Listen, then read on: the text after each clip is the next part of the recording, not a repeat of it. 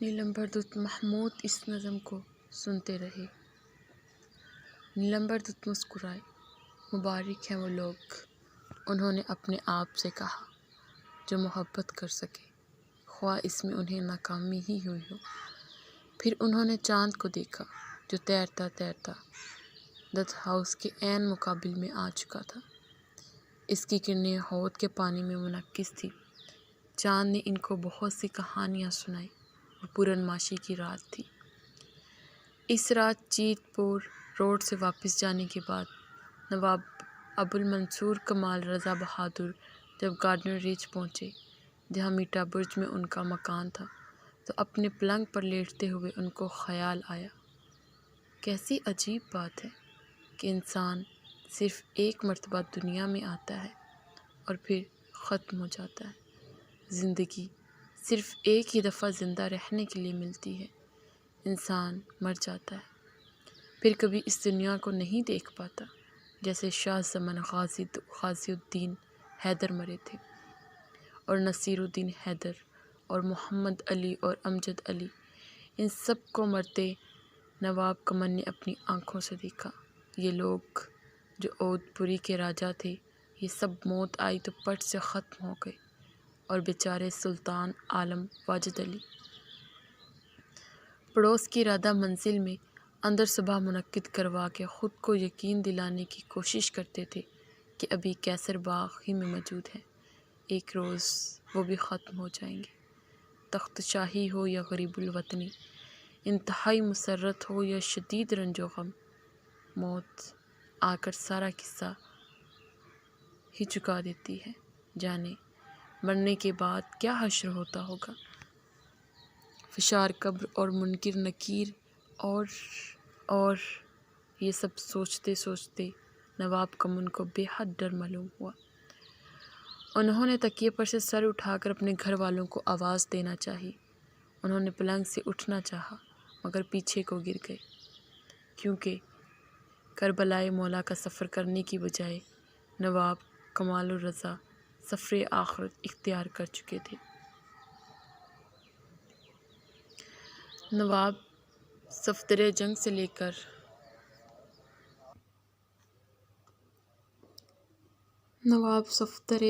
لے کر سلطان عالم تک 9 حکمرانوں نے اودھ پوری پر راج کیا۔ سلطان عالم کے زمانے میں سلیمان صاحب آیا۔ صفدر جنگ نے اپنی طاقت کے بل پر اس سلطنت کی بنیاد ڈالی تھی، جو دلی کے زوال کے بعد ہندوستان کی سب سے شاندار سلطنت تھی، جس کے بادشاہ فرانس کے لوئی چہار دہم سے زیادہ جاہ و جلال والے تھے۔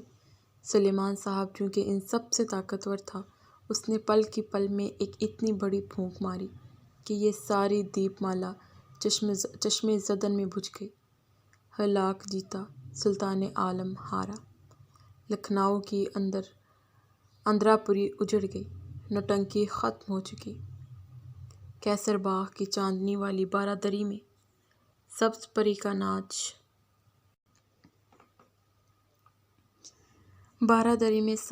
کا ناچ، عیش باغ کے میلے، محرم اور رام لیلا کے ہنگامے۔ دل کشا محل اب سنسان پڑا ہے۔ ہیلی غارت کو توپوں نے اڑا دیا۔ حضرت گنج میں انگریزی دکانیں ہیں، امین آباد میں کالج اور اسکول، اخبار چھپ رہے ہیں، ٹیلی گراف کے تار جھنجھناتے ہیں۔ اودھیا کے رام چندر کی گدی لٹ چکی۔ صبح ہوئی اور آنکھ کھلی تو معلوم ہوا کہ یہ سب عمر و عیار کا طلسم تھا۔ آخری ایکٹ شروع ہونے سے پہلے ہی راجہ اندرکوما اس کے اکھاڑے کے دیو لوک سے شہر بدر کر دیا گیا۔ کلکتے کے پروفیسر نیلم دت اپنے بیٹے سے ملنے کی غرض سے لکھنؤ آئے ہوئے تھے۔ ریل گاڑی جب اسٹیشن پر پہنچی اور وہ پھٹن پر بیٹھ کر باہر آئے تو انہوں نے دیکھا کہ نقشہ ہی بدلا ہوا تھا۔ وہ آج سے 48 سال قبل 1843 میں لکھنؤ آئے تھے۔ وہ شاہی کا لکھنؤ تھا، یہ انگریزی کا لکھنؤ ہے۔ یہاں دومی بہک کوتوال کے بجائے انگریز ڈپٹی کمشنر کا راج ہے، جو سعادت علی خاں کی نور بخش کوٹھی میں براجتا ہے۔ بیچارے سعادت علی خاں کی حیات بخش کوٹھی اب بینکس ہاؤس کہلاتی ہے۔ اس میں کمشنر رہتا ہے۔ کیسر باغ میں کینننگ کالج ہے، جس میں کلکتہ کا جس میں کلکتہ کا منورنجن دت قانون پر لیکچر دیتا ہے۔ شہر کی گلیاں اور محلے وہی ہیں، لیکن زمانہ بدل گیا۔ نخاس چوک، ماں علی خاں کی سرائے، پاٹا نالہ، چوپٹیاں، چولکھی، گولا گنج، بارود خانہ، سعادت گنج، ڈالی گنج، حسین گنج، ساری جگہ وہی ہیں۔ مکان انسان مگر وقت دوسرا ہے۔ تاریک محلوں، شکستہ مکانوں میں انقلاب کے مارے ہوئے لوگ سر جھکائے بیٹھے ہیں۔ دولت مند لٹ گئے، غریب امیر ہو گئے، باغیوں کو پھانسیاں اور وفاداروں کو تلکے ملے۔ اختر پیا جب سے پردیس سدھارے، اب تو ان کے لیے روتے روتے آنسو بھی خشک ہو گئے۔ یہ اوت پوری ہے، یہاں سے رام کو بھی اسی طرح بن بانس ملا تھا۔ فٹن اسٹیشن سے شہر کی طرف چلی۔ کوچبان نے سر پر انگوچھا لپیٹ کر نیلمبر دت کو دیکھا۔ بابو صاحب، پیچھے سائیں بیٹھا ہے، اسے اوپر بلا لو، بڑو ہے گر کر مر جائے گا۔ ہاں بلا لو، انہوں نے جواب دیا۔ پیچھے سے ایک بوڑھا کود کر کوچ باکس پر آ گیا۔ فٹن پھر روانہ ہوئی۔ بابو صاحب کلکتے سے تشریف لاوت ہیں؟ ہاں، ہم بھی سوچتے ہیں کلکتے چلے جائیں، یہاں اب جی نہیں لگتا، نوجوان نے کہا۔ کوہے؟ بوڑھے سائیں نے نوجوان کے کان کے قریب منہ لے جا کر بڑے رازدارانہ انداز میں پوچھا۔ کلکتے کے بابو، نوجوان نے جس کا نام شمپو تھا چلا کر کہا۔ کلکتہ۔ بوڑھے نے جس کا نام گنگا دین تھا اور جو اونچا سنتا تھا غیر یقینی انداز میں دہرایا اور پھر مڑ کر دھندلی آنکھوں سے بنگالی بوڑھے کو دیکھا۔ ہاں ہاں، سمجھ میں نہیں آوا، شمپو نے کہا۔ بابو صاحب، گنگا دین نے مڑ کر بڑی لجاجت سے نیلمبر دت سے کہا، ہم کا بھی کلکتے بٹھائے دیو۔ نیلمبر دت کی سمجھ میں اس کی بات نہیں آئی۔ نوجوان نے ہنس کر بوڑھے سے کہا، بابو صاحب تمہاری بولی نہیں سمجھتے، اردو میں اپنا مطلب بیان کرو۔ بوڑھے نے بہت سنبھل کر کہا، خداوند ہم کو کلکتے بٹھا دیجئے، وہاں ہمرے بادشاہ رہتن۔ نوجوان ہنس پڑا۔ حضور بابا کی بات پر دھیان مت دیجئے، یہ جو مسافر ریل سے اترتا ہے اس سے یہی بات کہتے ہیں۔ میاں مسافر تم کلکتے سے آئے ہو، ہم کو بھی وہیں پہنچا دو۔ پوچھو ہمارے بادشاہ خود جوخم میں ہیں، اوپر سے یہ بھی پہنچ جائیں، جیسے بس انہی کی کسر ہے۔ نیلم دت خاموش رہے۔ فٹن اب امین آباد کی طرف بڑھ رہی تھی۔ سرکار پہلے بھی لکھنؤ تشریف لائے ہیں؟ نوجوان نے پوچھا۔ ہیں؟ نیلمبر دت نے چونک کر پوچھا۔ ہاں۔ کب؟ بہت زمانہ گزرا جب تم پیدا نہیں ہوئے تھے، غازی الدین حیدر کے وقت میں۔ بابا، کوچوان نے پھر چلا کر بوڑھے سائیں کے کان میں کہا، بابو صاحب تمہارے غازی الدین حیدر کے زمانے میں آئے رہے؟ پھر کوچوان نیلمبر دت سے مخاطب ہوا۔ بابا کہا کرت ہے کہ غازی الدین حیدر کے چوبدار تھے، اس سے پہلے شکرم ہانکتے تھے، مگر کہتے ہیں کہ محل میں پہنچ کر انہوں نے بڑے اچھے دن دیکھے۔ سارے بادشاہوں کی ڈیوٹی پر نوکری کی ہے، سلطان عالم ان کو بہت مانتے ہیں۔ خداوند، گنگا دین نے کہا، سلطان عالم کو آپ نے دیکھا ہے؟ کیسے ہیں؟ خیریت سے ہیں؟ پھر وہ بچوں کی طرح رونے لگا۔ نیلمبر دت بہت متاثر ہوئے۔ ان کی سمجھ میں نہ آیا کہ لوگ اس قدر جذباتی بھی ہو سکتے ہیں۔ مدتوں وہ محض عقل کے پجاری رہے تھے، اب آن کر انہوں نے دل کی عظمت کو سراہا۔ فٹن اب امین آباد کے چوراہے پر پہنچ چکی تھی۔ دفتن، کوچوان نے پکارا۔ ارے سامنے سے ہٹتی نہیں بڑھیا، کاہے اپنی جان کی لاگو ہوت۔ اس نے باگیں کھینچ کر فٹن روک لی۔ ایک ضعیفہ دلائی میں لپٹی ہوئی سامنے آ گئی اور اس نے ہاتھ پھیلا کر میکانکی انداز میں اپنے فقرے دہرانے شروع کر دیے۔ جناب امیر کا صدقہ، خدا تمہیں سوائے غم حسین کے اور کوئی غم نہ دے۔ نیلمبر دت فٹن کی کشنوں سے پیٹھ لگائے بیٹھے سوچ رہے تھے، لکھنؤ کیا بوڑھوں کا شہر ہے؟ یہاں کے جوان کہاں چلے گئے؟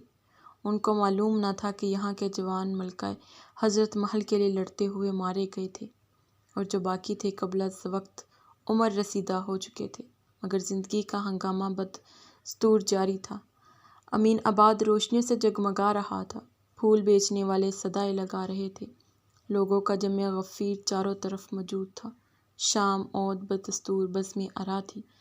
فقیرنی اسی طرح آنکھیں بند کیے کھڑی دہراتی رہی، خدا 100 غم حسین کے اور کوئی غم نہ دے، ایک ٹکا خالی ایک ٹکا۔ نیلمبر دت چونک پڑے۔ یہ آواز جانی پہچانی تھی۔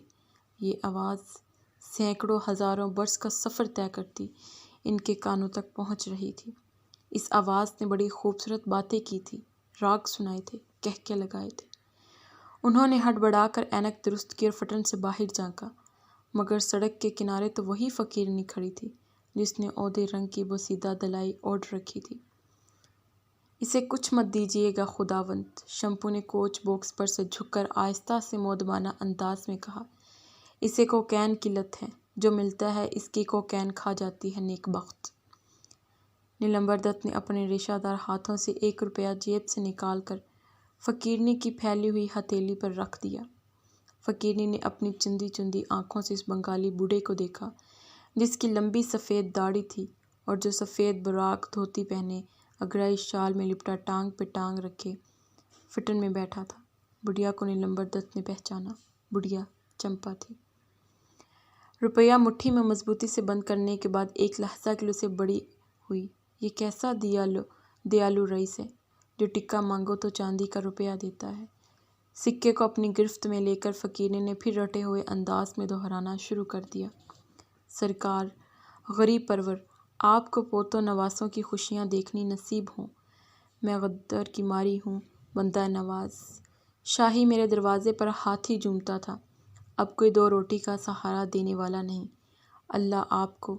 شمپو نے گھوڑے کو چابک لگایا۔ فٹن آگے بڑھ گئی۔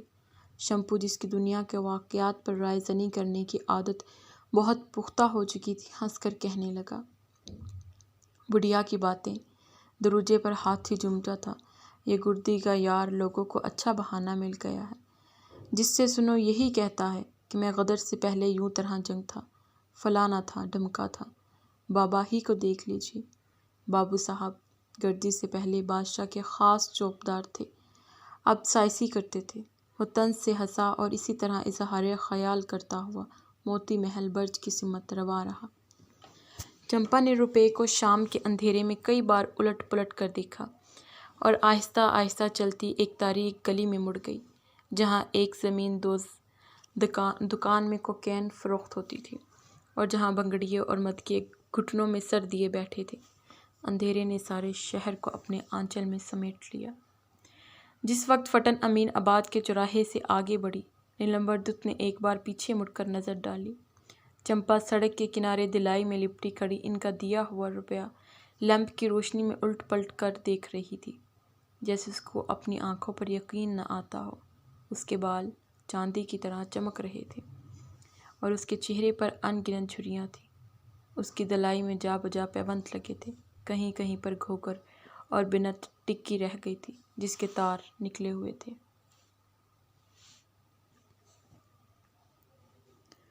انہوں نے فٹن کے کشنوں پر پیٹھ لگا کر آنکھیں بند کر لی، کیونکہ گوتم نیلمبر نے وشالی کی امپا بالی کو دیکھ لیا تھا۔ گومتی کے اس پار شاہ نجف کے مقابل میں سنگھاڑے والی کوٹھی تھی جس کو بابو منورجن دت نے اپنے رہنے کے لیے کرائے پر لے رکھا تھا۔ فٹن موتی محل کے پل پر سے گزر کر دریا کے کنارے والی کچی سڑک پر مڑ گئی اور کچھ دیر بعد سنگھاڑے والی کوٹھی کے پھاٹک میں داخل ہوئی۔ اس رات جب منورجن اپنے کمرے میں جا کر سو گیا اور مالک مکان کے کمروں میں لیمپ گل کر دیے گئے، تب نیلمبر دت برآمدے میں آ کر، جس کی سیڑھیاں ندی میں اترتی تھی، بہت دیر تک ندی کے بہتے ہوئے پانی کو دیکھتے رہے۔ رات اب بھیگ چکی تھی، لیکن کمرے میں جا کر سونے کی بجائے وہ باہر نکل آئے اور گومتی کے کنارے کنارے سڑک پر چلنے لگے۔ چاروں اور مکمل سناٹا چھایا ہوا تھا۔ ان کے پیچھے پیچھے بھوتوں کا ایک پورا جلوس ان کا تعاقب کر رہا تھا۔ آگے آگے پچھل پریاں رقصاں تھیں، سامنے کچھ دور پر پل کے نیچے کشتیاں بندھی تھیں اور چنڈی کا مندر نظر آ رہا تھا۔ درختوں پر سرخ آنکھوں والے بندر سو رہے تھے۔ یہ بہت جانے پہچانے بھوت تھے جو ان کے پیچھے دانت نکولتے، لنگڑاتے، اچھلتے کودتے چلے آ رہے تھے۔ سارے شاہان اودھ، سعادت علی خان اور جان بیلی، نصیر الدین حیدر اور ان کا یورپین حجام اور قدسیہ محل اور بوڑھے محمد علی شاہ، سورل باورڈ ایشلے اور شنیلا، لارڈ مکالے اور بشپ ہیبر، ان انگریز بھوتوں کو بھی وہ خوب جانتا تھا جب زندہ تھے، اور مر کر اب جانے کس جہنم میں گئے ہوں گے، مگر وہ تو بدستور سر پر سوار تھے۔ دنیا کا عروج و زوال گوتم نے دیکھ لیا تھا، اب اسے کون سا تماشا دیکھنا باقی تھا؟ ندی رواں تھی، کنارے پر مکان تھے، ان مکانوں کے نام تھے، ان مکانوں میں انسان سو رہے تھے، ان انسانوں کے بھی نام تھے۔ مکان پتھر کے بنے تھے، ساحل پر پتھر بکھرے تھے، وقت رواں تھا، وقت پتھر میں منجمد تھا، مرگھٹ میں شعلے بلند ہو رہے تھے۔ آج کی رات جانے کون کون مرا ہوگا۔ نیلمبر دت آگے بڑھتے رہے، سامنے مرگھٹ تھا، مرگھٹ میں کالی ناچ رہی تھی، کالی جو ساری کائنات کو اس کے خاتمے پر اپنے میں سمیٹ لیتی ہے۔ صرف وہی انسان اس سے خوفزدہ ہوئے بغیر اس کی عبادت کر سکتا ہے جو اپنی خواہشوں کو ختم کر کے اس کی ذات میں فنا ہو سکے۔ مرگھٹ، یہاں ساری خواہشیں جل کر بھسم ہو جاتی ہیں، اور کالی جو ذہن اور گویائی سے ماورا ساری جاندار کائنات کو نفی میں تبدیل کر دیتی ہے، وہ جو سونیا کو پورن بناتی ہے، پورن جو روشنی اور سکون ہے، کالی جس کا لباس سماوی ہے، وہ وسعت ہے کیونکہ لامحدود ہے، عظیم طاقت ہے، مایا سے بلند تر ہے کیونکہ خود مایا بن کر دنیا کی تخلیق کرتی ہے۔ مرگھٹ میں کالی شیو کے سفید جسم پر کھڑی ہے، شیو جو سفید ہے کیونکہ اس کا روپ ہے، روشنی بخشتا ہے، اور مایا اور خود پرستی کے عفریتوں کو تباہ کرتا ہے، وہ ساکت ہے کیونکہ تبدیلی سے ماورا ہے، کالی اس کی تبدیلی کا مظہر ہے، شیو جو تبدیل نہیں ہوتا لیکن ہر تغییر میں موجود ہے، شعلوں کے دھوئے میں کالی رقصاں ہے، وہ کالی ہے، تارا دھوموتی، وہ شانت رس کا ناچ ناچ رہی ہے، اور کائنات جے جے کے نعرے لگا رہی ہے۔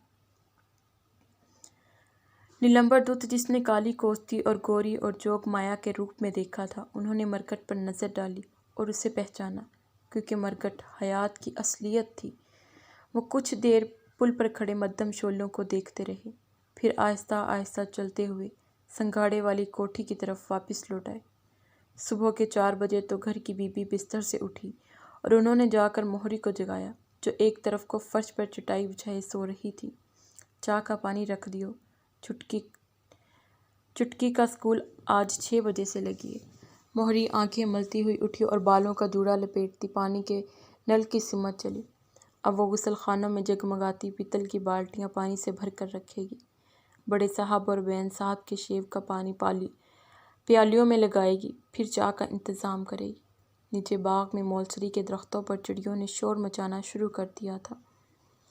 دور کچی سڑک پر سے ایک بیل گاڑی چرخ چوں کرتی گزر رہی تھی۔ دودھ والا المونیم کی بالٹیاں سائیکل کے ہینڈل سے لٹکائے لپکا ہوا بستی کی اور چلا جاتا تھا۔ گھر کی بی بی پوجا کے لیے ٹھاکر دوارے میں چلی گئی۔ ٹھاکر دوارا دوسری منزل پر مشرق کے رخ کی برچی میں تھا۔ کمرے میں حبس تھا اور برسات کی گرمی۔ دروازہ کھلا تو اندر کے اندھیرے میں گوپی ناتھ ٹھاکر حسب معمول اپنے خالی خالی آنکھوں سے سامنے خلا میں دیکھتے نظر آئے۔ ان کی کیسری پوشاک پر جھوٹا گوٹا لگا تھا اور ان کی مکٹ میں مور کا ایک پر تھا جو ذرا ٹیڑھا ہو رہا تھا، اور وہ اسی طرح ایک ٹانگ پر دوسری ٹانگ رکھے بانسری اٹھائے پیتل کے چھوٹے سے مندر میں کھڑے تھے، ساکت، منجمد، لا تعلق۔ ان کے چہرے پر بڑی بھیانک سی مسکراہٹ تھی۔ کمرے میں مچھر بن بنا رہے تھے۔ اس برچی کے مقابلے میں برآمدے کے سرے پر دوسری برچی تھی۔ برآمدے میں دونوں لڑکیاں سو رہی تھیں۔ برآمدے کی چھت میں سیاہ رنگ کے شہیتر تھے۔ فرش جگہ جگہ سے ٹوٹا ہوا تھا۔ پرانی وضع کی مسہریاں اور تخت چاروں طرف بچھے تھے۔ تلسی کا منکش گملہ عین وسط میں رکھا تھا۔ سامنے کی دیوار پر کسی موٹے سرمنڈے مہنت کی تصویر آویزاں تھی۔ برآمدے کے سرے پر دوسری برجی جو 76 منزل کے رخ پر تھی، اس میں لڑکیوں کا بھائی سوتا تھا۔ وہ مزے سے ہلکی دلائی تانے کھڑکی کے قریب سنا رہا تھا۔ قریب ٹیبل فین گھوں گھوں کر رہا تھا۔ برجی کے 8 دروازے چوپٹ کھلے ہوئے تھے اور بڑی ٹھنڈی ہوا اندر آ رہی تھی۔ کمرہ کافی وسیع تھا۔ الماریوں میں ڈھیروں کتابیں رکھی تھیں، فارسی، اردو اور انگریزی کی کتابیں۔ پلنگ کے نزدیک والی میز پر دیوان غالب رکھا تھا اور کبیر کی گرنتھا دلی اور ایلیٹ کا ویسٹ لینڈ۔ ایک طرف کو اردو کے نئے ترقی پسند رسالوں کے انبار لگے تھے اور پنیر اور لیڈر کے پرچے، اور انگریزی کے ادبی رسالے جو کلکتے اور بمبئی سے نکلتے تھے، اور وشوا بھارتی میگزین۔ دیواروں پر نند لال بوس اور انیندر ناتھ ٹیگور اور خستگیر اور ایل ایم سین اور روی ورما کے واٹر کلرز کے پرنٹ تھے۔ کمرے میں سخت بے ترتیبی تھی۔ ٹینس کے ریک پر ٹائیاں پڑی تھیں، گیند کے ڈبوں میں موزے ٹھونسے تھے۔ مسحری کے سرہانے دیوار پر جو جواہر لال نہرو کی تصویر تھی، جس میں وہ نینی جیل سے باہر نکل رہے تھے۔ ایک تصویر کملا نہرو کی تھی۔ 8 دروازوں کے درمیان جو جگہ خالی بچی تھی، اس پر یونیورسٹی کے گروپ فریم آویزاں تھے۔ 1937، 1938، 1939 آل انڈیا مباحثوں میں جو ٹرافیاں جیتی گئی تھیں، ان کے گروپ، یونین کے عہدیداروں کی تصویریں، ہسٹری سوسائٹی اور انگلش ڈپارٹمنٹ کے گروہ جس میں لڑکے اپنے پروفیسروں کے ساتھ بیٹھے تھے، professor Siddhant, doctor Rao, master C J رائے۔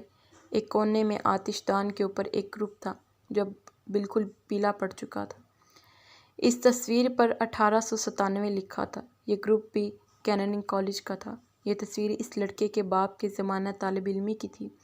اس میں اس لڑکے کا باپ گول کالی ٹوپی اور بند کالر کا کوٹ پہنے بڑی مستعدی سے فیکلٹی آف آرٹ کے ڈین ڈاکٹر منورنجن دت محروم کے پیچھے کھڑا تھا۔ ڈاکٹر دت کی ٹیگور کی ایسی یہ لمبی سفید داڑھی تھی۔ یہ دوسری بات ہے کہ ہر داڑھی والا بنگالی ٹیگور کا ایسا نظر آتا ہے جس طرح ہر داڑھی والا انگریز کنگ جارج پنجم معلوم ہوتا ہے، اور وہ اپنی چھڑی پر دونوں ہاتھ رکھے کیمرے کو بہت گھور کر دیکھ رہے تھے۔ اسی طرح گھر کے سارے کمروں میں ان گنت تصویریں آویزاں تھیں۔ کانگریس کے اجلاس، میوزک کانفرنسوں کے گروپ جس میں پٹنے، مہاراشٹر، گوالیار اور الور کے استاد لوگ بڑے بڑے پگڑ باندھے بیٹھے تھے۔ چمپر آف پرنسز کے گروپ، نچلی منزل میں ڈرائنگ روم کی آتش دان کے اوپر ایک روغنی تصویر لگی تھی جس میں ایک دقیانوسی بوڑھا سبز کوٹ کا جامہ اور چنا ہوا پاجامہ پہنے، سر پر مندیل اوڑھے منکش کرسی پر بیٹھا تھا۔ یہ تصویر شاہی کے زمانے میں انگریز مصور نے بنائی تھی، اور اس کے نیچے اردو میں لکھا تھا، رائے زادہ بخشی، مہتاب چند۔ چند تصویریں پرانے وقتوں کی دلہنوں کی تھیں، اور ایسی بیبیاں جو اونچی ساڑیاں باندھے، انگریزی جوتے پہنے، ایک ہاتھ میز پر ٹکائے کھڑی تھی۔ میز پر موٹی موٹی کتابیں یا گلدان رکھے تھے۔ اس کوٹھی میں 3 برجیاں تھیں۔ تیسری برجی میں لکڑی کا فرش تھا۔ یہاں ساز رکھے تھے، اور لڑکیاں شام کو جب صورت بخش صاحب آتے تھے ان سے گانا اور ناچ سیکھتی تھی۔ یہ کوٹھی اس کے مکینوں کے لیے مرکز کائنات تھی۔ ہر گھر اپنے مکینوں کے لیے مرکز کائنات ہوتا ہے۔ یہاں سے اپنے پیاروں کی ارتھیاں نکلی، دلہنوں کے ڈولے آئے، باراتیں چڑھی، بیٹیاں ودا ہوئی، بڑے بڑے تہوار منائے گئے، رام نومی اور جنم اشٹما اور دیوالی اور شوراتری۔ یہاں بچے پیدا ہوئے، لڑائیاں جھگڑے ہوئے، لوگ ہنسے اور روئے۔ ہر گھر میں یہ سب ہوتا ہے۔ گھر خاموشی سے یہ سب دیکھتا رہتا ہے۔ اس کی داستان پر کوئی کان نہیں دھرتا۔ اس کے وقت سے ہمیشہ ٹھنی رہتی ہے۔ دیکھتا ہوں تم میرا ساتھ کب تک دیتے ہو، تم میری نشاندہی کب تک کرتے رہو گے۔ وقت کہتا ہے۔ گھر پھر بھی خاموش رہتا ہے۔ برس گزرتے ہیں، صدیاں بدلتی ہیں، موسم پلٹ پلٹ کر آتے ہیں۔ گھر وقت کی ندی میں چھوٹے سے جہاز کی طرح لنگر انداز رہتا ہے۔ کبھی کبھی لہریں اسے بہا لے جاتی ہیں، پھر اس کا نام و نشان بھی نہیں ملتا۔ یہ کوٹھی نواب سعادت علی خاں کے عہد میں ان کے مقرب خاص اور اودھ کے وزیر مالیات رائے زادہ بخشی مہتاب چند نے بنوائی تھی۔ اس وقت ان کے پڑپوتے اس میں برا جمان تھے، جو اوسط درجے کے بیرسٹر تھے۔ ان کا ایک لڑکا تھا اور 2 لڑکیاں، تینوں ابھی طالب علم تھے۔ بیرسٹر صاحب کا سارا وقت کانگریس کے چکر میں نکل جاتا۔ وہ بیٹھ کر زمانہ فراخت میں اردو شاعری پر مضمون لکھتے، پھر پریکٹس کی طرف توجہ کون دے؟ مگر گھر کی ذمہ داری تھی، اس لیے آسائش سے بسر ہو رہی تھی۔ دونوں لڑکیوں کے جہیز تیار تھے۔ لڑکے کو وہ کیمبرج بھیجنے کی سوچ میں تھے جہاں انہوں نے خود پڑھا تھا۔ اس سمے وہ برساتی کے اوپر جو کھلی چھت تھی اس پر مچھردانی لگائے پڑے سوتے تھے۔ بی بی کی کھٹر پٹر کی آواز نے ان کو جگا دیا۔ بی بی میں یہی تو ایک بری عادت تھی کہ صبح صبح اپنی کھڑاموں کی آواز سے سارے گھر کو جگا دیتی تھی۔ کبھی گودام کا دروازہ کھول رہی ہیں، کبھی نعمت خانے کی الماری بند کر رہی ہیں، کبھی اس کمرے میں جا رہی ہیں، کبھی اس کمرے میں۔ اس کے بعد وہ پوجا کرنے بیٹھ جاتی تھی اور زور زور سے رامائن پڑھتی تھی۔ بڑی سہانی ہوا چل رہی تھی، سامنے ندی پر ابھی دھندلکا چھایا تھا، مکمل سکون سارے میں طاری تھا۔ مقابل میں ندی کے دوسرے کنارے پر چھتر منزل اور شاہ نجف اور موتی محل کے گنبد اودے رنگ کے کہرے میں چھپے تھے۔ موتی محل برج پر ابھی سناٹا تھا، پل کے نیچے مندر میں گھنٹے بجنا شروع ہو گئے تھے۔ پھر نیچے کی منزل کے دروازے کھلے، ترلوچن نے جھاڑو لگانے پر کمر باندھی، بسترے لپیٹے گئے، سراہیاں اٹھا کر اندر رکھی گئی۔ اٹھو بیٹا، جلدی کرو، تمہارا اسکول آج سے سپہرے کا ہوئے گا۔ جمنا موہری نے آن کر چھوٹی لڑکی سے کہا۔ لڑکی ہڑبڑا کر اٹھ بیٹھی، جلدی سے اس نے تکیے کے نیچے سے گھڑی نکال کر دیکھی، 5 بج گئے۔ ارے رام رے، آج سے اسکول کھل رہا تھا۔ وہ پلنگ سے کود کر تیزی سے غسل خانے کی طرف بھاگی۔ بڑی لڑکی نے کاہلی سے کروٹ بدل کر آنکھیں کھولی اور ندی کی اور دیکھتی رہی۔ وہ 17-18 سال کی رہی ہوگی، کالج میں پڑھتی تھی اور اس کا کالج 14 جولائی کو کھلتا تھا۔ جلد اس کی شادی ہونے والی تھی اور اسے کالج والج کی چندہ پرواہ نہیں تھی۔ وہ اطمینان سے لیٹی ندی کو دیکھتی رہی۔ برجی والے کمرے میں سے نکل کر اس کا بھائی چپل گھسیٹتا افیمچو کی طرح باہر آیا اور وہ بھی برآمدے کے ایک ستون کے پاس ٹک کر کاہلی سے ندی کو دیکھنے لگا جدھر پل تھا۔ اس نے ایک زوردار انگڑائی لی اور تولیہ کندھے پر ڈال کر بے سری آواز میں گاتا غسل خانے میں گھس گیا۔ اسکول میں اپنی گوئیوں سے کہہ دینا شام کو آ کر بڑکی کے لہنگے کی گوٹ ختم کر ڈالیں۔ گھر کی بی بی نے ٹھاکر دوارے سے باہر نکل کر چھوٹی لڑکی کو آواز دی، جو بالوں کی 2 چٹیاں گوندے، ہلکا نیلا ٹونک پہنے، جس کی پیٹی سرخ رنگ کی تھی، کتابیں اٹھائے زینے کی طرف بھاگ رہی تھی۔ نیچے برساتی میں لارماٹینز کی بس نے ہارن بجایا۔ اچھا اچھا، کہہ دوں گی، اس نے سیڑھیاں اترتے ہوئے مڑ کر جواب دیا۔ گھر کی بی بی خالص پور بھی تھی۔ شادی ہو کر لکھنؤ آئے ان کو 25 سال گزر چکے تھے، مگر اپنے لب و لہجے پر انہوں نے لکھنؤ کی اور اپنی سسرال کی ٹکسالی اردو کا ذرا اثر نہیں ہونے دیا تھا۔ وہ اپنی بڑی بیٹی کو بڑکی کہتی تھی، چھوٹی کو چھٹکی، جیٹھ بڑکاؤ کہلاتا تھا، ماہ متاری متیا منٹی۔ بیرسٹر صاحب ان کو بمبئی، کلکتہ، کشمیر سب جگہ گھما لائے تھے۔ ہر سال نینی تال اور مسوری جاتی تھی، مگر کیا مجال جو ان کی وضع میں فرق آیا ہو۔ اتنے میں بڑی لڑکی نے برآمدے سے نیچے جھانکا۔ نیچے باغ کی سڑک پر اسکول کی بس کھڑی تھی، جس میں چند ہندوستانی لڑکیوں کے علاوہ سب انگریز لڑکیاں بیٹھی تھیں۔ ہندوستانی لڑکیوں میں سے ایک نے کھڑکی میں سے سر نکال کر ہاتھ ہلایا۔ ہم لوگ شام کو آئیں گے میرس کالج سے لوٹ کر۔ اچھا، بڑی لڑکی نے جواب دیا۔ بس پھاٹک سے باہر نکل گئی۔ اس کے بعد لڑکا سیٹی بجاتا نیچے اترا۔ برساتی میں اس کی سائیکل کھڑی تھی۔ اس نے ایک نوٹ بک بڑے سٹائل سے سائیکل کے ہینڈل پر اٹکائی اور بے فکری سے پیڈل چلاتا کچی سڑک پر آ کر یونیورسٹی کی طرف روانہ ہو گیا، جس کی سرخ کی برجیاں دور دھندلکے میں نظر آ رہی تھی۔ سورج نکل آیا۔ اب دنیا اپنے کاروبار میں مصروف ہوئی۔ عدالتیں، دکانیں، کالج، سرکاری دفاتر، اخبار کے press, radio station, council, chamber, کارخانے، جیل، خلقت زندہ رہنے میں مصروف رہی۔ پھر شام ہوئی، روشنیاں جگمگائی، بازار، محلے، کوٹھیاں، سینما ہاؤس، کلب، بال روم، محل سرائے، جھونپڑیاں۔ ندی کے کنارے اس کوٹھی کے برآمدے میں سے لڑکیوں کے کہکوں کی آوازیں بلند ہوئی۔ یہ 4-5 نوعمر لڑکیاں برآمدے کے جنگلے پر بیٹھی اسی طرح ہنستی تھی جیسے رنج سے نا آشنا ہے۔ شاید وہ رنج سے نا آشنا تھی۔ چھتر منزل کے پیچھے سورج ڈوبا۔ ندی کے کنارے کنارے ڈونگیوں میں چراغ جلے۔ ندی نے اپنا سفر جاری رکھا۔ سورج جس سمے جامنوں کے پیچھے پہنچا تب فٹن میرس کالج سے لوٹ کر اپنی نیچی تلی رفتار سے چلتی ندی کے پل پر آ جاتی تھی۔ یہ وقت عموماً جھٹپٹے سے ذرا بعد کا ہوتا تھا۔ ندی کے پل سے اتر کر ایک سیدھی شفاف سڑک یونیورسٹی روڈ کہلاتی تھی اور اس کے دونوں طرف دریا کے کنارے کنارے 2 کچے رستے جاتے تھے۔ ایک رستہ پل سے اتر کر university boat club, art school اور رندوت العلماء کی طرف جاتا تھا۔ دوسرا کچا رستہ کاٹ کے پل کی سمت۔ یہاں سے ندی کے کنارے کنارے چاند باغ تک نئی کوٹھیاں بنی تھیں۔ یہ علاقہ ٹرانس گومتی، سول لائنز اور حیدرآباد کہلاتا تھا۔ یہاں بے شمار نئے سیمٹ کے مکان تھے، بم بہادر شاہ کا 2 منزلہ محل، چند پرانی کوٹھیاں بھی تھیں، جیسے کالا کنکر ہاؤس اور سنگھاڑے والی کوٹھی، اور آگے بڑھ کر نشاط گنج کی بستی تھی، رائے بہاری لال روڈ، جس کا ایک سرا یونیورسٹی روڈ پر تھا۔ بل کھاتی اس علاقے سے گزرتی فیض آباد روڈ پر جا پہنچتی تھی، جہاں ایزابیلا تھوربرن کالج تھا۔ یہ بڑا خاموش اور پرسکون علاقہ تھا۔ کبھی کبھار کوئی موٹر نکل جاتی یا سائیکل سوار کالج کا لڑکا یا لڑکی مضافات یا ڈالی گنج کی طرف جانے والے AK فیض آباد روڈ پر سے گزرتے رہتے، اور آگے مسلم گرلز کالج تھا۔ اس کے آگے ارہر اور گنے کے کھیت تھے، اور ریلوے لائن اور مہانگر اور بادشاہ نگر کے چھوٹے چھوٹے اسٹیشن اور شفاف تالاب اور امرودوں کے جھنڈ۔ اس کے بعد انگریزوں کا قبرستان تھا، اور پیپر مل جس کی آواز وقت کی یکسانیت کو متواتر منتشر کرتی رہتی تھی۔ اسی طرف کاٹھ کا پل بھی تھا۔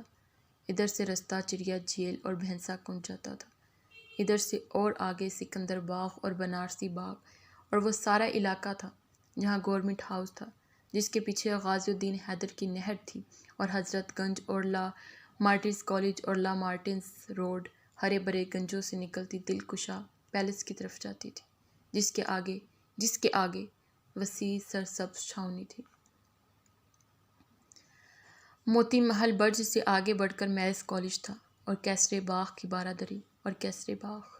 اس کے آگے امین آباد پارک تھا، اور امیر الدولہ پارک اور شہر، اور جھاؤ لال کا پل، اور پھر سڑکیں نخاس اور چوک کی طرف جاتی تھی، جہاں میڈیکل کالج تھا، اور ہسپتال، شاہ مینا کی درگاہ، اور امام باڑہ آصف الدولہ مچھی بھون، اور امام باڑہ حسین آباد، وہیں اکبری دروازہ تھا اور گول دروازہ۔ یہ سارا علاقہ پرانا لکھنؤ تھا۔ یہ نئے لکھنؤ سے بہت دور تھا، مگر نئے لکھنؤ میں بھی پرانا شہر ہر جگہ موجود تھا۔ شاہی کی ایک کوٹھی کی جگہ گورنمنٹ ہاؤس کھڑا تھا۔ ندی کے کنارے موتی محل میں امپیریل بینک تھا۔ حضرت گنج کے عین وسط میں بیگم کوٹھی تھی۔ 76 منزل میں کلب تھا۔ یہ بڑا وزیدار شہر تھا۔ یہاں کی چیزیں نئی ہو کر بھی قدیم تھی۔ نودولتے پن کا اظہار یہاں کی کسی عمارت سے نہیں ہوتا تھا۔ اس شہر میں وقت نے بڑی گمبھیرتا اور ٹھہراؤ کے ساتھ گزرنا سیکھا تھا۔ اس اطمینان اور آسائش کے ساتھ فٹن شام کی کاسنی گلابی نارنجی روشنی میں خرامہ خرامہ چلتی موتی محل برج تک پہنچی۔ یونیورسٹی روڈ پر اس وقت کاروں اور سائیکلوں کا ہجوم ہوتا۔ پل سے اتر کر اس سڑک پر جانے کی بجائے اکثر ایسا ہوتا کہ فٹن بائیں ہاتھ والی کچی سڑک پر اتر آتے، جہاں راستہ بڑے بڑے سفید پھولوں کی جھاڑیوں سے گھر گیا تھا، اور جدھر پرانے وقتوں کی چند کوٹھیاں تھیں۔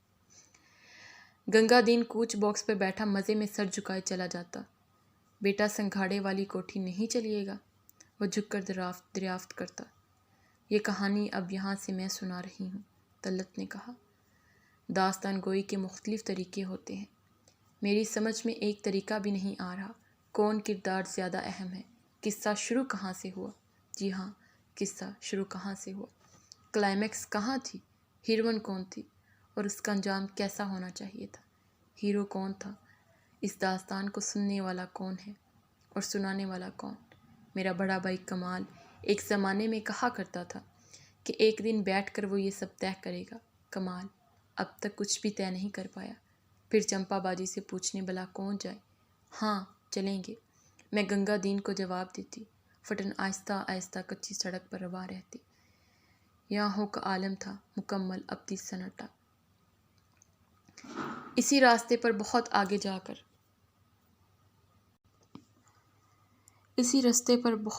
جا کر شمشان گھاٹ تھا۔ ندی کے پانی میں موتی محل کی روپہلی عمارت کے سائے لرزاں رہتے، اور 76 منزل کا سنہرا گنبد، اور نجف اشرف کا امام باڑہ۔ ندی ان عمارتوں کی سیڑھیوں کے نیچے مؤدبانہ انداز میں بہتی رہتی۔ درختوں کی گھنی چھاؤں میں پانی کی موجیں گہری سبز دکھلائی پڑتی۔ کبھی کبھی اس ہریالی میں سے تیرتی ہوئی کوئی ڈونگی نکل جاتی۔ سنگ سرخ کے شاندار موتی محل برج کے نیچے مندر کے چبوترے پر بندروں کا اکھاڑا جمع رہتا۔ سنگھاڑے والی کوٹھی کی سیڑھیاں بھی پانی میں اترتی تھیں۔ یہ 2 منزلہ عمارت تھی، اور اپنی 3 حیشت گوشہ برجوں کی مناسبت سے سنگھاڑے والی کوٹھی کہلاتی تھی۔ یہ برجیاں کائی کی وجہ سے گہرے ہرے رنگ کی ہو چکی تھی۔ برسات کے مہینوں میں یہ کائی اور ندی کا پانی اور آسمان، درختوں اور گھاس کا سبزہ، یہ سب مل کر ایک معلوم ہوتا۔ جاڑوں میں یہاں ہلکے پیلے رنگ کی روشنی پھیلی رہتی۔ قہر آلود درختوں کے پیچھے سے سورج نکلتا اور اس کی زرد لکیریں سارے میں تیرتی پھرتی، جن میں آنکھوں پر ہاتھ رکھ کر دیکھو تو رنگ برنگے ذرے اڑتے نظر آتے۔ چاند باغ جاتے ہوئے اور کوٹوں میں ناکے چھپائے لڑکیاں جلدی جلدی صنوبر کے جھنڈ کی اور بڑھتی، اور گھاس پر شبنم کے بڑے بڑے قطرے پیروں میں آ کر ادھر ادھر لڑک جاتے۔ جاڑوں میں شام کو سورج بہت جلد غروب ہو جاتا، چنانچہ فٹن بڑھتی ہوئی مدھم خنکی میں 6-7 بجے پل پر آ جاتی۔ بیٹا، نرملا بٹیا کے ہاں نہیں چلے گیا؟ گنگا دین کوچ باکس پر بیٹھے بیٹھے کاہلی سے پوچھتا، اور پھر فٹن سڑک کے نشیب میں اتر کر ایک دھچکے کے ساتھ سنگھاڑے والی کوٹھی میں داخل ہو جاتی۔ یہ لو بہن، تمہارا آمد نامہ دے گئی ہیں۔ لاج برساتی کی چھت پر سے آواز لگاتی۔ بہن یعنی شنکر سو ایوستھا یونیورسٹی میں تھا اور فارسی میں ایم اے کر رہا تھا۔ نرملا باجی میں کھتک کا کوئی نیا توڑ شروع کر دیتی۔ اے ذرا آ کر جھپ تال تو بجا دینا، وہ برجی کے کسی دوارے میں منہ نکال کر کہتی۔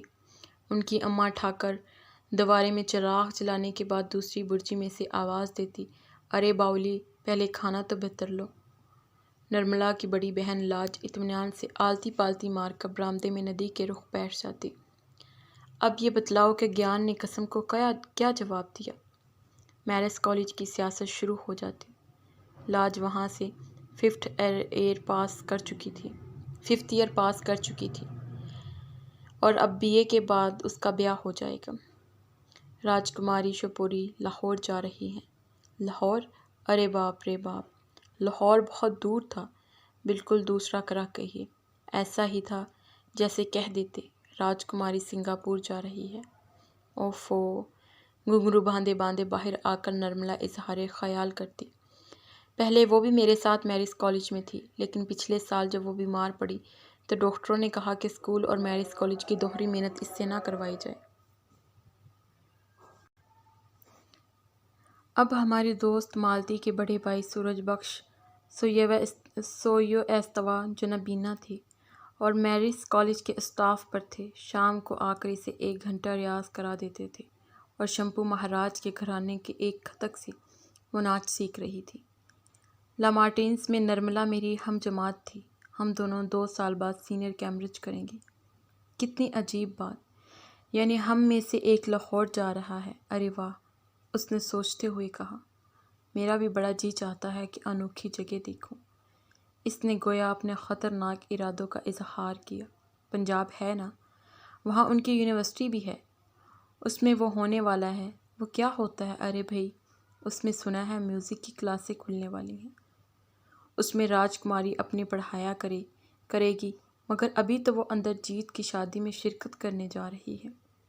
اندرجیت کور دہرادون کی ایک سکھ لڑکی تھی اور کچھ دنوں کے لیے اس نے میرس کالج میں پڑھا تھا۔ ویسے یونیورسٹی صرف ایک تھی، بگڈنڈے یونیورسٹی۔ باقی کی جو یونیورسٹی یعنی کیتھک کالج تھا، جس میں ہم سب کے بڑے بھائی اور بہنیں پڑھتے تھے، وہ تو ایک قسم کا اندر لوک تھا جہاں اپنا دماغ ہی نہیں پہنچ سکتا تھا۔ الجبرے پر سے سر اٹھا کر اکثر ہم لوگ حساب لگاتے، 1 2 3 4 5، پورے 5 سال بعد ہم اس اندر لوک میں پہنچ سکیں گے۔ ابھی تو ہم نے ہائی اسکول بھی نہیں کیا تھا۔ بڑے آغا صاحب نے آج گایتری نگم کو پھر ڈانٹ پلائی۔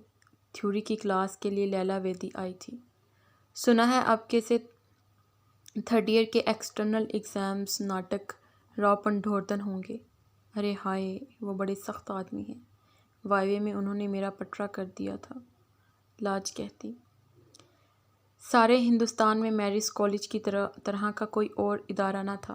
5 سال کا اس کا کورس تھا، MBBS کی طرح سخت۔ اس کے بعد کہیں جا کر بیچلر آف میوزک کی ڈگری ملتی تھی۔ اب اسے یونیورسٹی کا درجہ مل گیا تھا اور بھٹگنڈے یونیورسٹی آف ہندوستانی میوزک کہلاتا تھا۔ گیان، راج، لیلا، راجکماری، یہ سب لڑکیاں اب اسٹاف پر تھیں۔ 3 سال قبل ریڈیو اسٹیشن کھلا تھا، یہ سب لوگ وہاں جاتے۔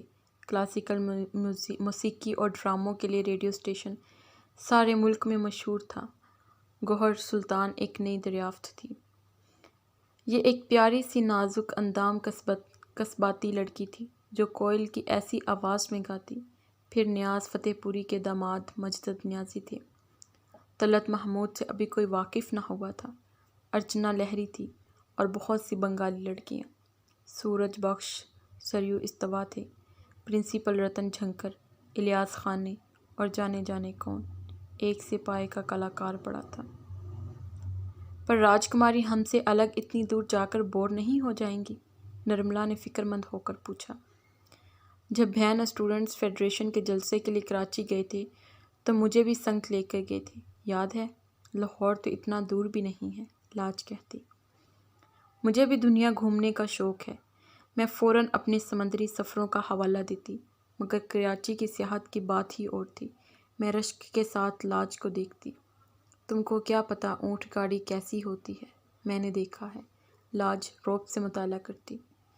ندی میں ڈوبتے سورج کی کرنیں اب رنگ برنگی لہروں میں چھم چھم کرتی۔ ساری دنیا، کائنات، زندگی، پس منظر کا جو دھندلا سا اٹکل پچو خاکہ ہمارے ذہنوں میں تھا، وہ ہمارے سامنے ان لہروں میں ناچتا رہتا۔ شاہی کے زمانے کی عمارتیں، ہم خود شاہی کے زمانے کی ایک عمارت میں موجود تھے۔ دور سنک سرخ کا پل، بوٹ کلب کی ڈونگیاں، سنگھاڑے والی کوٹھی کی محفوظ کائی آلود سیڑھیاں، جغرافیے کے ماہرین کی طرح ہم دماغ پر زور ڈال کر سوچتے، اس کے آگے کیا ہے اور کیا کیا ہوتا ہے؟ آپی بدا ہو کر کہاں جائیں گی؟ اکثر نرملا کچھ سوچتے سوچتے عجیب سا سوال کر بیٹھتی۔ وہیں جائیں گی جہاں بھیا صاحب لے جائیں گے، اور کہاں جائیں گے؟ میں جھنجھلا کر جواب دیتی، بھیا صاحب کہاں جائیں گے؟ کیا معلوم، میں سٹپٹا جاتی۔ اب کمال اپنے کونے میں سے اٹھ کر باہر آیا اور بالکنی کے ایک ستون سے ٹک گیا، گویا طلعت کی بات ختم کرنے کا انتظار کرتا ہو۔ اس کے بعد اس نے گویا کیولے کر کہنا شروع کیا،